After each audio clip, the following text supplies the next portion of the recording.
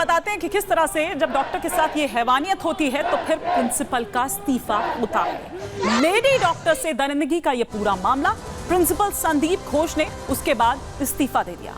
RG कर college के principal का ये इस्तीफा होता है। प्रिंसिपल संदीप घोष से डॉक्टर्स नाराज चल रहे थे, अभी भी नाराज हैं। आरजी कर मेडिकल कॉलेज का ही ये पूरा केस है और ये कोई पहला केस नहीं है। इससे पहले भी इस तरह के जो विवाद हैं वो सामने निकल कर आए हैं। आरजी कर कॉलेज में ही डॉक्टर की हत्या हुई, मतलब उसी परिसर में रेप होता है, उसी परिसर में हत्या होती है। तो ये आपने यहां देखा, लेकिन इस पर क्या कह रहे हैं संदीप घोष ये भी हम आपको बताते हैं, क्योंकि देखिए उन्होंने इस्तीफा तो दे दिया, लेकिन ऐसा नहीं है कि इससे शांत हो गए हैं वो डॉक्टर्स। उनकी नाराजगी अब भी वैसे ही बनी हुई है। अब मुख में कुछ भी बोली जा रहा है इसके कारण से, और एक ये जो लड़की का डेथ हुआ डॉक्टर, ये लड़की मेरा लड़की जैसा है। एक पेरेंट्स होने का नाते मैं रेजिग्नेशन देना सोचता हूं, इसलिए मैं रेजिग्नेशन दे रहा हूं। तो सुना आपने यहाँ की संदीप घोष जो हैं वो यहाँ पर क्या कुछ कह रहे हैं। अब ममता बनर्जी जो है, ममता बनर्जी ने ये कहा कि रविवार तक का वो समय दे रही हैं। अगर पुलिस कुछ ऐसा नहीं कर पाती है, कोई ऐसा खुलासा नहीं कर पाती है, तो फिर सीबीआई को ये जो पूरा मामला है वो दिया जाएगा। लेकिन बीजेपी किस तरह से पलटवार कर रही है, आइए हम यहाँ पर आपको ये भी बताते हैं कि बीजेपी इस पर किस तरह से ममता बनर्जी पर पलटवार कर रही है। सिलसिलेवार तरीके से वो ग्राफिक्स जो इस वक्त आपके टेलीविजन स्क्रीन पर आ रहे हैं। ममता जी, ये बंगाल में क्या हो रहा है? रविशंकर प्रसाद ये पूछ रहे हैं। यही बंगाल के सरकारी आतंक का सच है। एक डॉक्टर के साथ रेप होता है, इसमें टीएमसी के लोग भी शामिल हैं, ये बीजेपी आरोप लगा रही है और ये बहुत ही दुर्भाग्यपूर्ण है। रविशंकर प्रसाद ये कहते हैं, वो ये कह रहे हैं कि हम सीबीआई जांच की मांग करते हैं, इसकी सीबीआई जांच होनी चाहिए। तो सवालों के घेरे में है। आप ये देखिए किस तरह से ममता बनर्जी और बीजेपी लगातार उनसे ये सवाल पूछ रही है कि जिस राज्य की जो मुखिया हैं वो खुद एक महिला हैं, लेकिन महिलाओं के साथ ही अत्याचार हो रहा है और दीदी कुछ नहीं कर पा रही हैं। लेकिन ममता बनर्जी ने क्या कुछ कहा वो आपको बताएंगे, लेकिन पहले रविशंकर प्रसाद के ये आरोप सुनिए और मांग सुनिए। ममता जी, आपके राज्य में बंगाल में क्या हो रहा है? देश भर के डॉक्टर आज धरने पर हैं। जो बंगाल में हो रहा है वो सरकारी आतंक का खौफनाक सच है। जो एक डॉक्टर के साथ बदसलूकी से जो बलात्कार हत्या हुआ, आप उसकी ठीक से पोस्टमार्टम नहीं कराते हैं, आप इनक्वेस्ट रिपोर्ट ठीक से नहीं बनाते हैं। डॉक्टर अजीब प्रकार की बातें कर रहे हैं, कुछ लोग सुसाइड की बात कर रहे हैं। क्या मतलब है इसका? हम डिमांड करते हैं सीबीआई इंक्वायरी, जो वहां की भाजपा ने कहा है। और ममता जी, आप बार बार सीबीआई से भागती हैं, कम से कम एक मरी हुई डॉक्टर की नृशंस हत्या करके न्याय दे दीजिए आप। तो यहां आपने सुना रविशंकर प्रसाद को, लेकिन अब आइए हम आपको सुनवाते हैं महिला आयोग की जो अध्यक्षा हैं रेखा शर्मा, वो क्या कुछ कह रही हैं, ये भी सुनिए। रेप और मर्डर किया, आप सोच सकते हैं कि कितनी अनसेफ जगह है। एक डॉक्टर अगर अपने हॉस्पिटल में भी सेफ़ नहीं है तो कहाँ पे सेफ़ होगा? वेस्ट बंगाल में जो मैं कई सालों से कहती आ रही हूँ कि महिलाएं सुरक्षित नहीं है, एक और ऐसी दुखद घटना ये प्रूव करती है कि महिलाओं के लिए बहुत ही असुरक्षित है प्रदेश है ये, जिस प्रदेश की सीएम खुद महिला हो।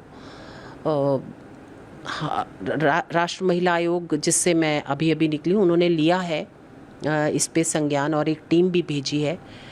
देखिए वो टीम का क्या कहना है, लेकिन इसमें पुलिस ने बहुत देरी की। मतलब आज सीएम कह रही है कि सीबीआई को जाना चाहिए ये केस, लेकिन ये ऑलरेडी काफ़ी लेट हो गया, जबकि ये पहले दिन ही अरेस्ट हो जाना चाहिए था। देयर आर कैमराज लगे होंगे हॉस्पिटल में, तो इसमें देरी, और वो पार्ट था पुलिस का, तो इतनी जल्दी पकड़ा जाना चाहिए था। तो यहां आप रेखा शर्मा को सुन रहे थे और हम आपको दिखा रहे थे कि गुस्से में क्यों है भगवान। लेकिन आइए अब हम बात करते हैं अपने अगले सेगमेंट की और बात करते हैं बांग्लादेश में तख्ता पलट की। बांग्लादेश में तख्ता पलट तो हो गया है, लेकिन वो आज भी हिंसा की आग में जल रहा है। क्या जड़ है इसकी, आज वो जड़ हम आपको बताने जा रहे हैं कि क्यों आखिर बांग्लादेश में ये तख्ता पलट होता है और अभी तक वो हिंसा थम नहीं रही है। दरअसल इसके पीछे की वजह है ये, जो बांग्लादेश से 9 किलोमीटर दूर सेंट मार्टिन आइलैंड है, जो बहुत ही खूबसूरत है, लेकिन रणनीतिक तौर पर अगर हम देखें तो बहुत ज्यादा अहम ये छोटा सा आइलैंड यहां पर हो जाता है। और देखिए इसका असर किन किन देशों पर पड़ रहा है वो हम आपको दिखा रहे हैं। ये भारत आप यहां पर देख रहे हैं, ये बांग्लादेश, ये म्यांमार, ये श्रीलंका और उधर चीन। और हमेशा से ही देखिए जब से बांग्लादेश बना तभी से अगर हम इस आइलैंड की बात करें तो देखिए इस पर वो जो अब आप ये कहिए कि किस तरह से वो हावी रहा है, इस पर रणनीतिक तौर पर भी क्यों अहम है ये भी हम आपको बताएंगे। लेकिन दरअसल यही पूरा वो आइलैंड है जिस पर बाइडेन की निगाह थी। बाइडेन दरअसल इसको अपना मिलिट्री बेस बनाना चाहते थे। ये खुलासा किसी और ने नहीं बल्कि खुद शेख हसीना ने किया है। अब शेख हसीना और भी कई ऐसे खुलासे कर रही हैं कि अगर वो ये आइलैंड बाइडेन को दे देती तो उनका जो ये सत्ता हस्तांतरित की गई, ये जो सत्ता से उनको उखाड़ फेंक दिया गया, वो नहीं होता।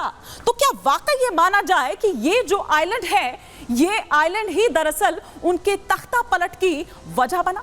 तख्ता पलट का एक विलन वो कौन है, इस पर हम सिलसिलेवार तरीके से आपको यहां बता रहे हैं।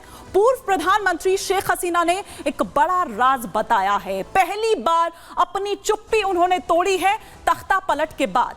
तख्ता पलट के पीछे दरअसल अमेरिका का हाथ है, ये खुद शेख हसीना ने बताया है। जो बाइडेन ने अमेरिका में बैठकर यह साजिश रची, CIA की मदद से कट्टरपंथियों को उकसाया गया, जो आज हालात बने हुए हैं बांग्लादेश में। बाइडेन बंगाल की खाड़ी में अपना कब्जा चाहते थे, दरअसल ये उसके पीछे की मंशा थी और यही कारण है कि पूरा जो एक साजिश है वो रची जाती है। वो सेंट मार्टिन द्वीप जिस पर हम आपको दिखा रहे थे, इस पर अमेरिका की निगाह थी।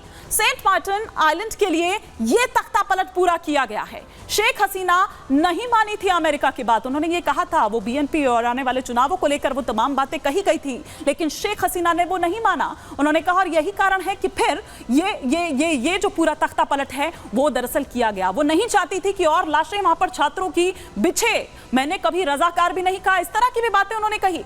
अमेरिका की मांग को हसीना ने ठुकरा दिया था। रूस से बांग्लादेश की दोस्ती से नाराज है बाइडेन, दरअसल ये इसके पीछे की पूरी वजह है। तो ये हम आपको यहां दिखा रहे हैं, लेकिन जिस तरह से हमने पहले भी कहा कि इसकी जड़ जो है वो दरअसल यही आइलैंड है। और यही आइलैंड जो है, क्योंकि शेख हसीना ने ये आइलैंड नहीं दिया अमेरिका को, बाइडेन को, जिनकी निगाह इस पर थी और जो मिलिट्री बेस इसको बनाना चाह रहे थे, इस वजह से ये पूरा तख्ता पलट हो जाता है। बहुत ही खूबसूरत है ये आइलैंड। अगर हम यहाँ पर बात करें, ये कोरल आइलैंड यहाँ पर जो सेंट मार्टिन आइलैंड जिसकी हम बात कर रहे हैं, बांग्लादेश से 9 किलोमीटर दूर, लेकिन एक द्वीप पर नजर और 5 देशों पर दरअसल इसका किस तरह से असर पड़ रहा है वो दरअसल हम यहां पर आपको दिखा रहे हैं। ये जो आप यहां पर देखते हैं, बांग्लादेश से 9 किलोमीटर की दूरी पर ये, इधर म्यांमार की भी अगर हम यहां पर बात करें, श्रीलंका, भारत और चीन, तो कुछ इस तरह से ये पूरा जो सर्कल है ये यहां पर बनता हुआ नजर आता है, जो आप यहां पर देख रहे हैं। और इसी वजह से, क्योंकि इस आइलैंड को मिलिट्री बेस अपना बनाना चाहते थे बाइडेन, और अगर ये डील हो जाती तो फिर उनका तख्ता पलट नहीं होता, वो बच जाती, वो बनी रहती। लेकिन साथ ही साथ उन्होंने ये भी कहा कि वो वापस आएंगी। अब इसके पीछे की क्या जो मंशा है, क्या वो मैसेज देना चाह रहे हैं, क्योंकि वो अपने देशवासियों से ये अपील करती हुई भी नजर आई कि आप उन कट्टरपंथियों के बहकावे में ना आए, मैं वापस लौटूंगी, ये भी वो कहती हुई नजर आई।